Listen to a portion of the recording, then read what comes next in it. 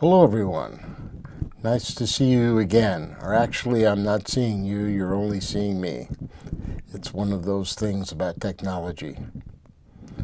I'm happy to share with you today some more advanced teachings on insight, this being related to mindfulness of feeling. So I want to do it in a simplified way, a way that will be understandable, and then go into more depth on each of the subsequent short videos that we're making here today. First, talking about mindfulness of feeling, you'll notice that I have this divided into 6 different parts. The 3 types of feeling, the material or non-material, sometimes we can call of the flesh and not of the flesh. Talking about internal and external understanding of feelings, how feelings originate and how they end or vanish. Understanding what we need to know and remember about feelings, and to understand about not clinging to feelings. So I want to give some background. There are 2 very important teachings that the Buddha gave on how to do mindfulness. One is called the 4 Foundations of Mindfulness, or Satipatthana, and the other is called Mindfulness of the Breath, Anapanasati. We know fairly well that the Buddha probably gave the Satipatthana teaching first, and then later gave Anapanasati. These 2 have much in common. They're parallel to each other in many ways, but in some ways differ, of course. This is a slide that's quite technical, but in mindfulness of feeling, you see in Satipatthana, we have mindfulness of the body. This is divided into 6 parts. We have mindfulness of feeling, also divided into 6 parts. We have mindfulness of mind, also this time divided into 16 parts, or 8 sections. And we have mindfulness of phenomenon divided into 5 parts. The Anapanasati is a bit different. We have the first tetrad that's in each one, the first, second, and third, fourth tetrad, all divided into 4 parts. So this can become quite challenging and complicated, but I want to make it as simple as possible in comparing Satipatthana and Anapanasati, mindfulness of feeling. So as I said before, the 6 parts of mindfulness of feeling have to do with the pleasant, unpleasant, and neither pleasant nor unpleasant, whether feelings are of the flesh or not of the flesh, understanding internal, external, understanding origin and vanishing, understanding what's necessary for knowledge and remembrance, and also not clinging. The 4 parts of Anapanasati have to do with understanding how we are sensitive to joyfulness, sensitive to happiness, sensitive to our mental formations, and learning how to calm our mental formations. Again, this is rather technical, so I want to be able to go through this in some level of detail, but not so much that we all get lost.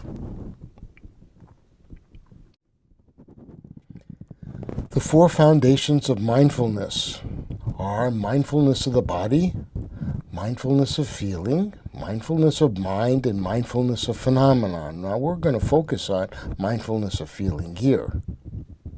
Most of the commentaries, and for most people, they really focus on mindfulness of the body, and earlier in this sequence you'll see a number of videos on how to practice mindfulness of the body. The commentaries on mindfulness of feeling, however, are not really very well done. I've seen that many of them kind of skip over this short section because it is so short. One of the very good commentaries on this is by Bhikkhu Analio. He goes into much more detail about this. I think it's very important. Also reading Bhikkhu Bodhi and Somatera, those commentaries also. Thanissaro Bhikkhu, also looking at all of these, very, very helpful to be able to understand mindfulness of feeling.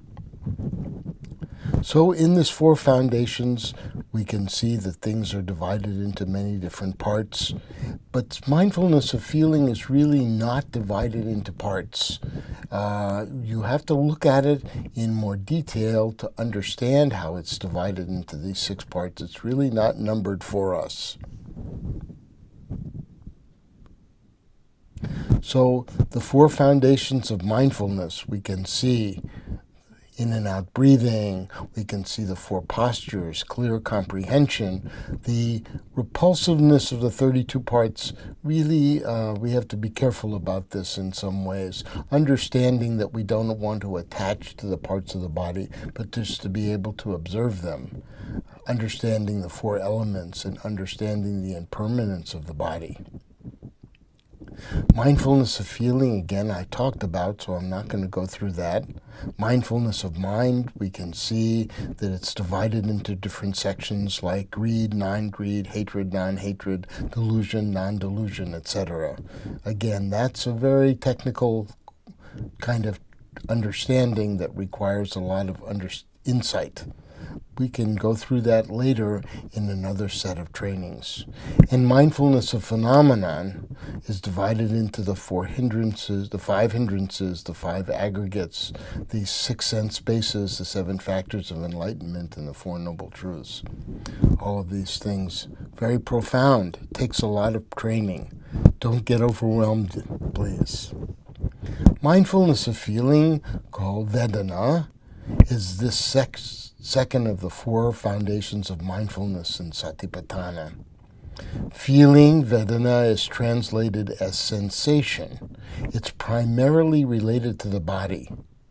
So in English, the word feeling is also used to describe emotions and moods. However, in this training in Buddhism, that limits the scope of Vedana to our physical reactions. Certainly, there's a relationship between our physical reactions and our emotions and our thoughts. But really here we're technically talking about our physical sensations. But that in and of itself should not limit us to understand how profound and deep this is.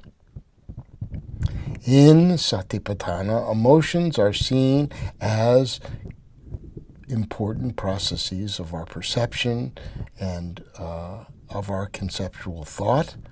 These precede those so that we can understand our emotions, we can understand our feeling, we can understand our emotions and our thoughts better. There's a cautionary note here. Mindfulness of feelings makes the most sense after a person has practiced mindfulness of the body for many months or even years.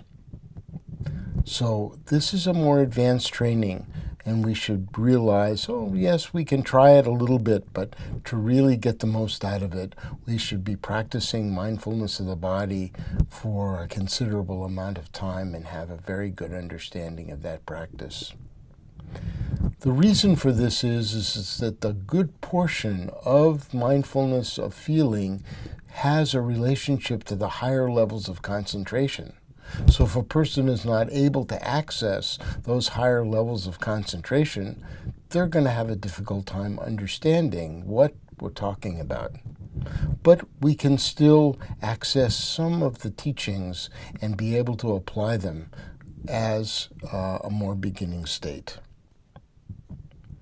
So let's look at this together in more detail. So the 4 foundations of mindfulness, mindfulness of feeling, I'm going to read to you from Thanissaro Bhikkhu with a few suggestions from the numbering system here. So this is how it reads. Mindfulness of feeling. Unpleasant, pleasant, neither unpleasant nor pleasant. First section. And how does a monk remain focused on feeling in and of themselves? There is a case where a monk, when feeling a painful feeling, discerns, I am feeling a painful feeling. When feeling a pleasant feeling, he discerns, I am feeling a pleasant feeling. When feeling neither a painful nor a pleasant feeling, he discerns, I am feeling a neither painful nor pleasant feeling. The second part, of the flesh, not of the flesh. When a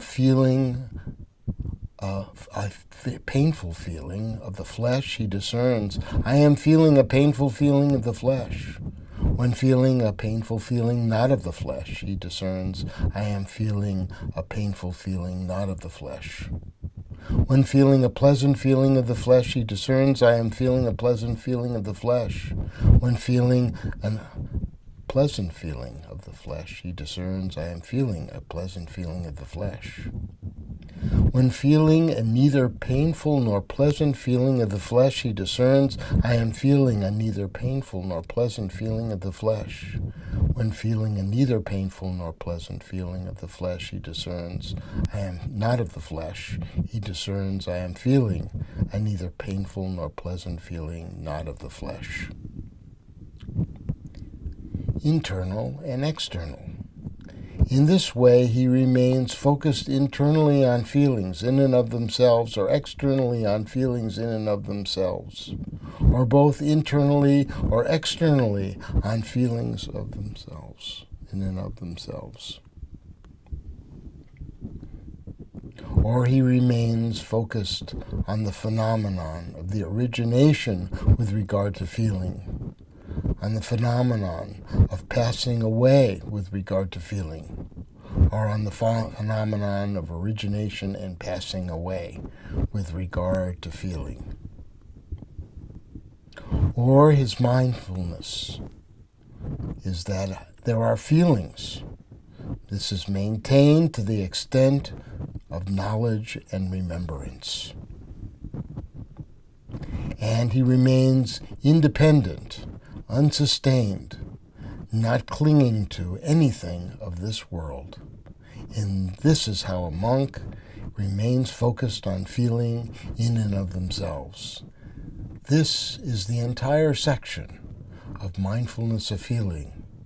As you notice, not very long, and also divided into these different sections, we can begin to understand what is meant.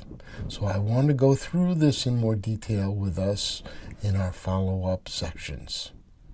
Thank you very much, and I look forward to the next part.